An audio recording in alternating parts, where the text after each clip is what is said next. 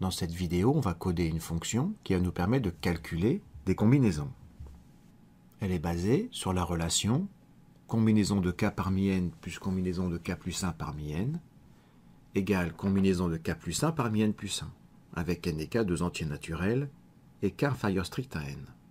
Dans un script combinaison.py, on va tout d'abord écrire une fonction combi1 qui prend comme paramètre n et k et qui renvoie combinaison de k parmi n en utilisant un algorithme récursif. Et dans un second temps, on va écrire une fonction combi2 qui prendra aussi comme paramètre n et k, qui renverra aussi combinaison de k parmi n, mais cette fois-ci en utilisant un algorithme itératif. Le tout avec notre tinspire cx2 tcas. Dans un nouveau classeur, on insère un script Python que nous allons appeler combinaison. On valide. Alors on va commencer par écrire notre première fonction qui permet de calculer des combinaisons en utilisant un algorithme récursif. On va définir la première fonction en écrivant def combi1. Pour cela, on va appuyer sur menu, intégrer functions et choisir def function. Son nom c'est combi1. Les paramètres sont n et k. Alors ici, c'est assez simple dans l'algorithme récursif. Si k est égal à 0 ou k est égal à n, on va renvoyer 1. On va l'écrire en appuyant sur menu, intégrer, contrôle, et choisir if, else. Donc si k est égal à 0, la comparaison en Python est le double égal,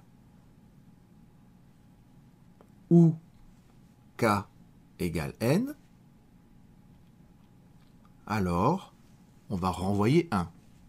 Return est obtenu en appuyant sur menu, intégrer, functions, return. Sinon que se passe-t-il? Eh bien, on va renvoyer, grâce à la relation de l'énoncé, combinaison de n-1k-1 plus combinaison de n-1k. Donc on va à nouveau écrire return en appuyant sur menu, intégrer, functions et return. Et là on va taper à la main combi1 de n-1k-1 plus combi1 de n-1 et k. On va enregistrer notre script et vérifier la syntaxe en appuyant sur CTRL B et on l'exécute en appuyant sur CTRL R pour arriver dans le shell. Testons notre script en demandant le calcul de la combinaison de 2 parmi 3. On n'est pas obligé d'écrire le nom combi1, on peut le récupérer en appuyant sur var. On sélectionne la fonction de notre choix, ici il n'y en a qu'une, c'est combi1. Et on écrit 3,2 et on obtient bien 3. Essayons encore avec combinaison de 1 parmi 4, on obtient 4, et combinaison de 2 parmi 4, et on obtient bien 6. Définissons maintenant notre deuxième fonction, qui va calculer les mêmes combinaisons, mais cette fois-ci avec un algorithme itératif. Retournons dans la page où nous avons écrit notre script en appuyant sur CTRL flèche de gauche. Et on va définir une seconde fonction qu'on va appeler combi2 en appuyant sur menu, intégrer functions, def function. On l'appelle combi2. Elle a les mêmes paramètres, n et k. On retourne à la ligne et cette fois-ci, on va calculer toutes les combinaisons de la ligne n du triangle de Pascal et renvoyer à la fin l'élément d'indice k de cette liste. Et cette liste, correspondant à la nème ligne du triangle de Pascal, sera calculée à partir de la liste correspondant à la ligne numéro n-1, qui elle-même sera construite à partir de la liste numéro n-2, et ainsi de suite. On va donc commencer par définir liste est égal à uniquement 1, ce qui correspond à la ligne numéro 0 du triangle de Pascal. On va faire varier un entier m de 0 jusqu'à n-1, à l'aide par exemple d'une boucle tant que, donc on va l'initialiser à 0 et écrire tant que en appuyant sur menu, intégrer, puis choisir contrôle et while, la 8e instruction, tant que m est inférieur strict à n,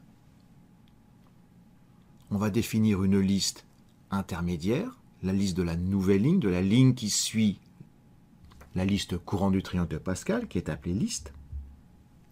On l'initialise à 1 et on va la construire en écrivant une boucle pour, accessible dans menu, intégrer contrôle, et on choisit la 5e instruction. L'index, on va l'appeler i, et i va varier entre 1 et m. C'est pour ça que nous allons écrire m plus 1 à la fin. À chaque tour de cette boucle, on va ajouter un élément de cette liste en utilisant la relation de l'énoncé. Pour ajouter un élément à la liste L, on va appuyer sur menu 4, 4 et choisir append, la 6e instruction. Et on lui rajoute donc liste de i-1 plus liste de i. Une fois que la boucle est achevée, il ne faudra pas oublier de rajouter le dernier élément de cette nouvelle liste en rajoutant l'élément 1 qui clôture toute ligne du triangle de Pascal. Elle correspond à la ligne suivante de notre triangle de Pascal. On va donc affecter à liste cette nouvelle valeur. On incrémente m de 1, ce qui achève notre boucle tant que. À la fin de cette boucle tant que, la variable liste correspond à la ligne n de notre triangle de Pascal. Il nous suffit alors de renvoyer l'élément numéro k en appuyant sur menu 4, 1, 2, et donc écrire return liste de k. Enregistrons notre script et vérifions la syntaxe en appuyant sur CTRL B. On l'exécute en appuyant sur CTRL R et on arrive dans le shell et on va vérifier avec combi2 que nous obtenons les mêmes résultats qu'avec la fonction combi1. Donc calculons par exemple combinaison de 1 parmi 3, puis de 2 parmi 4, et nous obtenons les mêmes résultats. Il est possible d'améliorer le script de la fonction combi2, car il n'est pas utile de calculer toutes les combinaisons d'une ligne. On pourrait se contenter seulement de calculer les éléments de chaque ligne d'indice inférieur ou égal à k.